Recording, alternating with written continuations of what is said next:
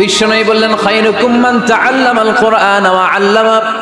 তোমাদের মধ্য থেকে ওই ব্যক্তি আল্লাহর কাছে সবচাইতে বেশি সেরা, যে নিজে কোরআন শিখে অন্যরে শিখায়া দেয়। আপনি কোরআন শিখলে আপনি সেরা, আবার আপনি যদি শিখায়া দেন তবেও আপনি সেরা।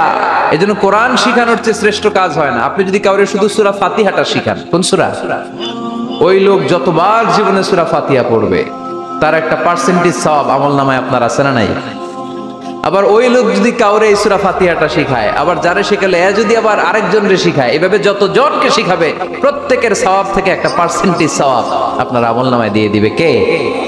এজন্য কোরআন শিখবো, শিখাবো, শিখবো, শিখাবো। যারা কোরআন জানি না, কোরআন জেনে মরবো। No excuse will be granted that day. সেদিন কোনো অজুহাত আল্লাহ গ্রহণ করবে না। সব পারো, কোরআন পারো না কেন? সবই তো পারো। হিন্দিতে কথা বলতে পারো, ইংরেজিতে কথা বলতে পারো, কোরআন পারলা না কেন? কোনো মাফ করবে আল্লাহ? না। বিশ্বনবী বললেন, খায়রুকুম মান তাআল্লামাল কুরআন ওয়া আল্লামা।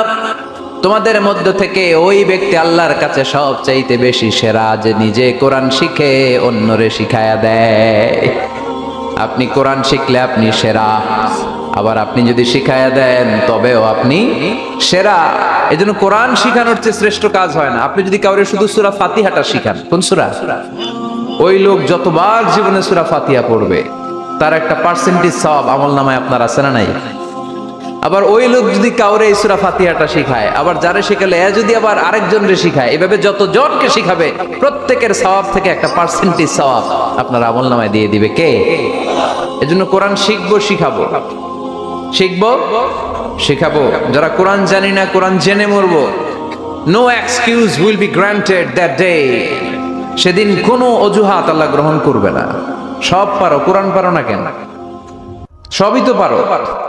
হিন্দিতে কথা বলতে পারো, ইংরেজিতে কথা বলতে পারো, কোরআন পারলা না কেন? কোনো মাফ করবে আল্লাহ? না।